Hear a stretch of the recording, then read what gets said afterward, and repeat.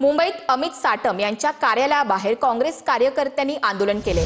साटम यांनी काँग्रेस आमदार असलम शेख यांचा पाकिस्तानची औलाद असा उल्लेख केला होता। त्याविरोधात काँग्रेस कार्यकर्ते संतप्त झाले। आंदोलनावेळी काँग्रेस आणि भाजप कार्यकर्ते आमने सामने आले।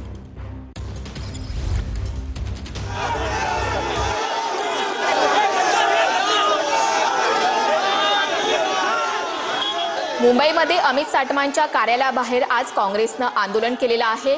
अमित साटम यांनी असलम शेख यांच्या विरोधात केलेल्या वक्तव्यानंतर काँग्रेस आज चांगलीच आक्रमक झाली होती। यावेळेला काँग्रेस आणि भाजपचे कार्यकर्ते सुद्धा आमने सामने आले आणि त्यांनी यावेळेला एकमेकांविरोधात घोषणाबाजी सुद्धा केली। खासदार वर्षा गायकवाड यांचा वांद्रे हिल पोलीस ठाण्यामध्ये ठिय्या आहे। काँग्रेस कार्यकर्त्यांसह वर्षा गायकवाड यांनी ठिय्या आंदोलन केले। अमित साटम यांच्या विरोधात आंदोलन केल्यानं काँग्रेस कार्यकर्त्यांना ताब्यात घेण्यात आलेलं आहे। अमित साटम यांच्या विरोधात काँग्रेसनं आंदोलन केलं होतं। या कार्यकर्त्यांना पोलिसांनी ताब्यात घेतलं। यानंतर आता वर्षा गायकवाड यांनी पोलीस ठाण्याला भेट दिली असून या ठिकाणी त्यांनी ठिय्या आंदोलन केले। अमित साटम यांनी कारभार स्वीकारल्यापासून हिंदू मुस्लिम वाद सुरू आहेत। साटम यांनी मुंबईतील समस्येबाबत बोलायचं नसल्यानं अशी वक्तव्य केलीत। वर्षा गायकवाड यांनी अमित साटम यांच्यावरतीही टीका केली। भाजप कार्यकर्त्यांनी राडा घातला, पण काँग्रेस कार्यकर्त्यांना पोलिसांनी ताब्यात घेतलं असा आरोप सुद्धा वर्षा गायकवाड यांनी केलाय। मी बघते जेव्हापासून अमित साटमांनी ज्या भाजपचा कारभार स्वीकारला त्यावेळेपासून मुंबईमध्ये सातत्याने ते हिंदू मुस्लिम त्या ठिकाणी करण्याचं बोलत असतात। मुंबईची जनता चांगल्या तऱ्हेने समजते की तुम्ही हे सगळं का बोलताय। हे तुम्ही यासाठी बोलताय कारण तुम्हाला मुंबईच्या विषयावर बोलायचंच नाहीये। आणि आज जे आंदोलन घेतलं गेलं ते आमच्या युथ काँग्रेसच्या वतीने आंदोलन केलं। तुम्ही त्या ठिकाणच्या बीजेपीच्या कार्यकर्त्यांनी काँग्रेसच्या कार्यकर्त्यांशी त्या ठिकाणी राडा केला, मारहाण करण्याचा प्रयत्न केला। ठीक आहे, आमची 10 मुलं घेऊन तुम्ही आलात। भाजपचे किती मुलं आहेत, भाजपचे किती कार्यकर्ते आलेत? का भाजपच्या एका कार्यकर्त्यावर कारवाई होत नाही ज्या लोकांनी आमच्या कार्यकर्त्यांना मारलं? दरिद्रा म्हणत हर्षवर्धन सपकाळ यांनी फडणवीसांवर खालच्या पातळीवर टीका केली।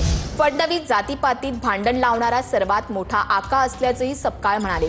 यावर भाजपनं सुद्धा उत्तर दिले। जिसको मराठवाड़ा की भाषा में बोलते आका, ये तो चेप कतरे हैं बाजू बाजू के तुम्हारे भीड़ भीड़ में जो घूम रहे हो।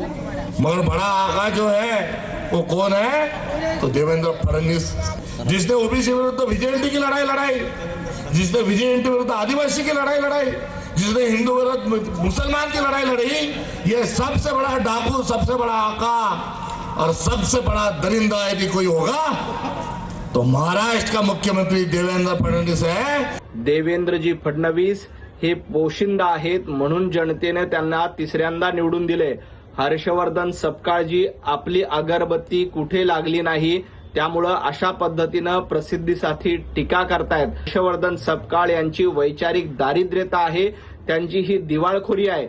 यांना त्यांच्या जिल्ह्यात आणि गावातही कोण ओळखत नाही असे काँग्रेसचे निष्क्रिय अध्यक्ष काँग्रेसची विकृत मनोवृत्ती आजच्या या त्यांच्या स्टेटमेंटमधनं दाखवत होते। आणि वेळ प्रसंगी पुन्हा जर अशा प्रकारचे शब्द काढले गेले तर काँग्रेस अध्यक्षांच्या तोंडाला देखील काळं पुसण्यासाठी आम्ही मागे पुढे पाहणार नाही, हा माझा इशारा त्यांनी समजावा।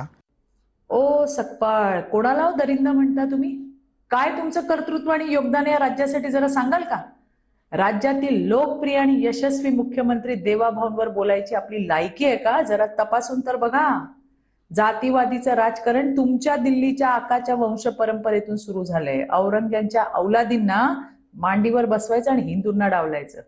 त्यामुळे खरे दरिंदे कोण हे अख्खा देश जाणतोय। आणि म्हणूनच जातीपातीच्या पलीकडे जाऊन गाव, शहर आणि जनतेचा विकास करणाऱ्या, बहिणींचा सन्मान करणाऱ्या देवाभाऊंना जनतेने एकदा दोनदा नाही 3दा निवडून दिले।